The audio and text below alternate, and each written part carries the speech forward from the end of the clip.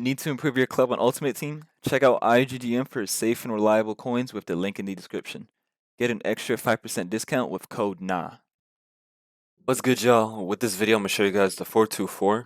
The 4-2-4 is a pretty interesting formation because people would assume that it's pretty similar to the 4-4-2. And although it kind of is similar, especially in the attack, there's a lot of key differences, especially with the fact that there's wingers instead of midfielders, wide midfielders. And this causes the wingers to be played up a lot more when it's time to win the ball back and start the attack. But what is similar is the fact that this formation is just as effective as the 4-4-2. So despite the differences that we can see right now straight up in terms of the what you see on the formation, this formation is going to be a very good option for the attack. I've had a lot of fun with this formation, as you can see. I'll show you guys in a second right here. I'm almost done on my weekend league so far, but I went 14-1 with it so far. I'm not done with weekend league yet, but I figured I'd drop this formation video as quickly as I can because so far I've had a lot of fun with this formation. Previously I was playing the 4-2-3-1 and I was starting to get bored of it, so I switched up to this 4-2-4, which does play somewhat similar, like I said, to the 4-4-2. However, we're going to go over some key differences with this formation, and if not much more being said, we're going to go straight to custom tactics. I have it set to attacking right here. So defensive style, 42 width and 68 depth. The key fact to know right here is the fact that with 68 depth, we chose this because obviously we can't go higher than 70 for the fact that we don't want that 71 depth, automatic pressure. As you can see right here, if I do this, it's going to tell us that our backline is going to be high and vulnerable for long balls and behind. Since we're going against people this weekend league that have players like Eusebio and Mbappe, that's not as good anymore. And with the recent patch, as we all know, we want to avoid using 71 depth unless you are confident in the fact that you can defend those through balls. But through balls are just so annoying to defend against because if the other player can get enough through balls in, eventually one's gonna go through. So we're gonna do 68, and the reason why we try to get as close as we can to 70 is because this formation does not have any CDMs. So in the counter attack, you'll notice that sometimes there's just a lot of space in midfield, and we want to minimize that much space that's in that midfield by putting the defensive line as high as possible. Sometimes your midfielders may still be in the box or may still be too involved in the attack that when the other player gets the ball back, they might have a lot of options in that midfield. So having the CM or center backs up high as far as they possibly can is supposed to help mitigate that effect. There's pros and cons to that because the thing is, with so many players pushed up the pitch, it gives almost like a it's kind of like playing with pressure on defensive touch, or sorry, pressure on heavy touch without the actual defensive style changed on it. Because if so many players played up, obviously when the other team wins the ball back, they're going to struggle to find passing options to begin with because you have so many players crowding the area in terms of the higher up, final third, midfield, approximate region. So that's just the pros and cons to this 4-2-4, and that's one of the reasons why I play so much more differently than the 4-2-4. And next things we have are the build-up play and the chance creation, which we have set to bounce and direct passing. There's not much to really go over, honestly. I've said this in every single video so far when it comes to these formation videos, but bounce and direct passing is just the superior combination. If there's any content creator or YouTuber that tells you to do anything else, unless they have a very, very specific reason that they can go over, they're not giving you the best tactic they can if they're not telling you to use bounce and direct passing. So what I mean is, if they're not telling you if there's a specific reason why they would try something else, like let's say they do bounce and bounce, if they cannot tell you specifically why it's bounce and bounce, they're not giving you a good formation. They're just kind of talking for the sake of talking. So we're doing balance and direct passing, and if you weren't watching my previous videos, or if you have not watched my previous videos, we do this because direct passing and balance, that combination is perfect for maximizing the amount of players that come short for the ball and receive the ball to their feet, while maximizing the amount of through balls through ball opportunities that you can make, as in players making runs and players being in the position to receive the ball to their feet for another player to make a run, if that makes sense. Think, for example, of a two-striker formation, you might have one striker come short for the ball and another striker make a through run for that striker that came short for the ball. And that right there, those two things are one of the basically the attacking metas with this game. So you don't want to confuse that by changing it up and doing something else really. And then with 39, this is a pretty narrow formation or a narrow instruction, primarily because this formation having 4 attackers basically in a line in the attack with the 2 wingers and the 2 strikers. You want to get it as narrow as possible to get them as close as possible. When that happens, since there's usually going to be 4 other defenders on the team, being able to dictate the positioning of those other defenders by making your players so close, which will one make the passing between the wingers and the strikers much more easier for you to do when they're much closer.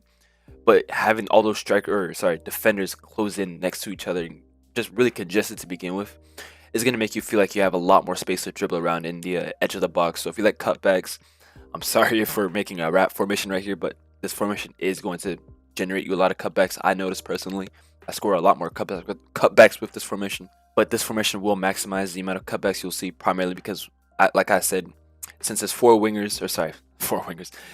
attackers in that line, like I said, 2 strikers, 2 wingers, every single defender on the other team is going to be like inherently marking a certain attacker, and when that occurs, we now like have them like under our control. We can control those players with this width tactic change right here, and having it at 39 forces them to play way more narrow, and then you'll be giving yourself much more space out wide by the touchline. So if you decide to attack with a fullback or the fullbacks to begin with, or you just want to drag a winger out wide, you'll notice that you have a lot of space to do what you want to do, and that's the goal with that. And then 5 players in the box, which is a first, honestly, because we don't want to do 6, because we do not need 6 for this formation. You only need 5. You will never need 5 more, primarily because of how the players are positioned. You'll never need an extra player to be that 6th. 5 will be just enough for you. 2 corners, 2 free kicks. I like 2 corners especially. I would highly recommend you guys do 2 corners, since you're always going to have enough defenders. You're going to have the right defenders inside the box for your headers, and you're also going to have an assortment of players at the edge of the box, so you can do like a little like corner glitch if you can find something to do. Before we go ahead and show you guys the instructions, I wanted to quickly plug my Discord channel. I have a community based on FIFA, where if you guys need anything related to FIFA discussion, tactics, squad building, the market, really anything that you have in terms of FIFA, you can join this community right here, and we have channels for everything that you might need. Or if you're just looking for somewhere just for FIFA discussion, if you just want to post your squads, get feedback, again, this is the perfect Discord just for you. Also, as you can see on the screen right here, we do have a very interesting subscribers to view ratio, and I try my best every single video to make meta formations that do shift the what you'll see from YouTubers nowadays when it comes to FIFA formations. I do notice that a lot of FIFA YouTubers try to make unorthodox formations just for the sake of, covering like hidden gems, or trying to go out of their way for views and things like that. Me personally, I try to go out of my way to find formations that are actually meta. I give these formations a whole run during weekend league to make sure that these formations are actually good. And if you like that vision, then go ahead and subscribe. And then going straight to instructions right here, we're going to start with our 2 strikers right here. One of them is going to be, or both of them, just to get the obvious out the way, both of them are going to be on stay central. And then one of them is going to be on get behind, stay forward, and the other one's going to be on mix attack. The reason why we do this is because one of these strikers is just going to be our classic poacher number 9 finisher. Their job is to just strictly get into the box, be gritty, be dirty, just find a way to get the ball at the end or back of the net. You're going to want a player that has really good pace, preferably a player like Mbappe. I know I have Mbappe on the wing right here, but preferably a player like Mbappe or Eusebio. Players with quick step or rapid, because these players are going to make a lot of through runs. Especially since they're not the only striker, the other team's center backs are going to be a lot more occupied working on this guy right here. So this guy is going to be, or girl for this formation, or player. But this person right here is going to have a lot more opportunities to make runs. And when I say make runs, I'm saying runs that don't get noticed by the other team's defender. Or the other team's like player, as in the controller. Because again, there's 2 strikers that they have to worry about. And that's why for this player we have on a mix attack. Other people that use this formation will tell you to try the false 9 right here. I wouldn't do that, primarily because we want this to be on mixed, just for the fact that when he's on mixed, he's going to make through runs as well whenever the center back is moved out of position. And having 2 players making runs in behind whenever the situation presents itself is going to be pretty annoying to defend against. And with mixed attack, he's going to, by default, if the other player's center backs have not moved, if they're holding a really good positioning and they're not being aggressive, which can occur when the other team's defenders are just really good, the other player is defending really well as well. Mixed attack, he's going to come short, receive the ball at his feet, and be able to turn around. So what this basically means in short is that he's going to play as a false 9 by default when it supports him and when it's good for him, which is going to be 90% of the time. And then when the situation presents himself to make a run in behind, he's going to make a run in behind. My Zola right here makes a lot of through runs when another player moves his center back out of position. It's just a matter of when that occurs, while my Mia Ham right here is just always going to keep making runs to begin with, just in case I can find a way through. There are two wingers right here. They can be on the same instructions. Both of them are going to be on cut inside, get in behind.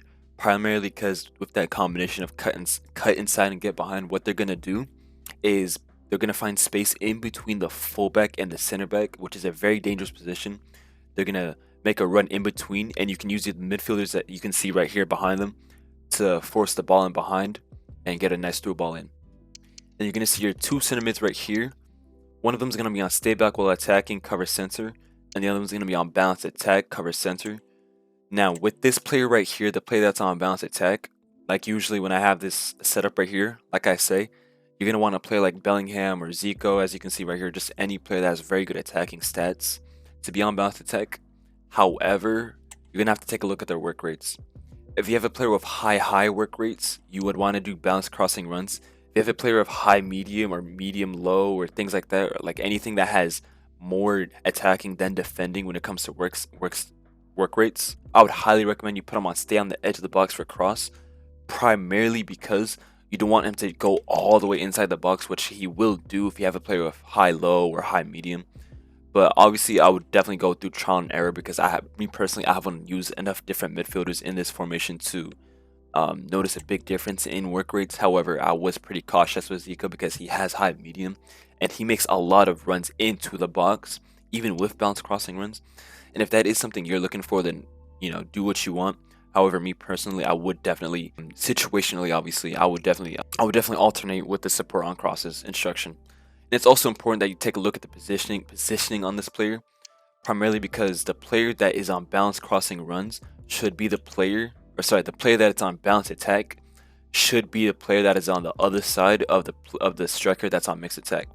The reason why we do this is because with Mia Hamm right here, when she's making runs all the way up forward, Zico's going to have space to be right behind her. While with Zola, if she's going to be coming short, we don't want Bruno right behind him, coming way too close to him, because that's just a waste of space right there.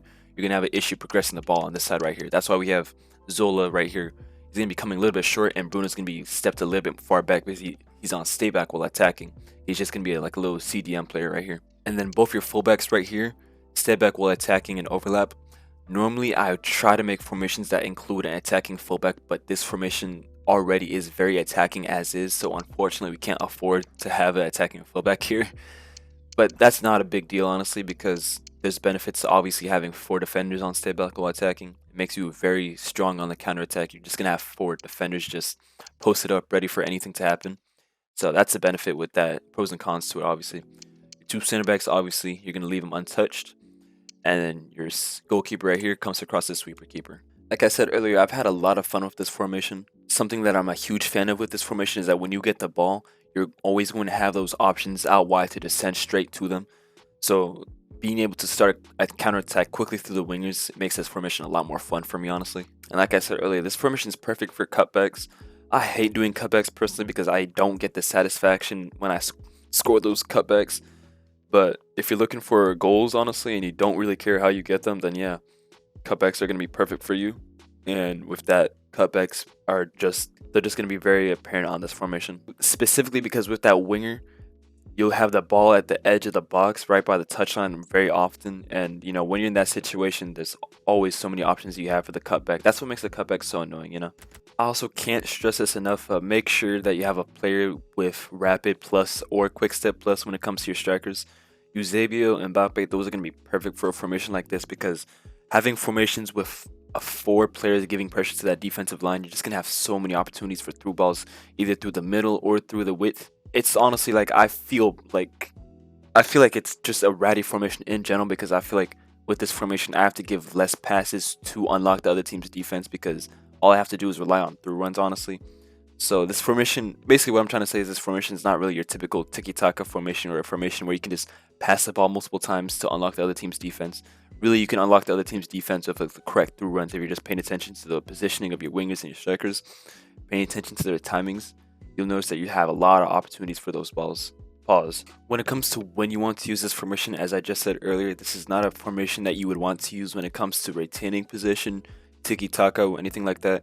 So if you want to put this formation in your list of formations, obviously, I would highly advise this to be a more attacking formation, primarily because you're really just throwing players up the pitch, and this isn't really a possession-based formation, You don't want to use this formation if your intention is to keep the ball for as long as possible. So you'd want to use this formation as like a desperation thing, not literally desperate, but as in you just need to get the ball up the pitch ASAP, especially with through balls. That's when I would use this formation. And even though I've been using this formation this entire weekend league, when it comes to future weekend leagues, I would definitely leave this formation in my attacking or my ultra attacking. With that being said, primarily because this formation's main goal is to just throw players up the pitch, and it can be an issue on the counterattacks. I haven't found that to be a huge deal when it comes to myself, primarily because I'm able to score enough to the point where I'm not really worried about counterattacks. However, for the average player, obviously, I have to be considerate to them. This formation is a little bit more risky on the counterattacks because you're just throwing players up the pitch, and having 4 players that are basically defensively irrelevant, those 2 wingers and your 2 strikers, that can be a bit annoying. So yeah, just keep that in mind. But yeah, that's all for this video. If you guys have any formations that you'd like for me to try and recommend and make videos on, go ahead and leave a comment. But for anything else, go ahead and leave a like, comment, subscribe. If you have any questions, let me know. And that's all.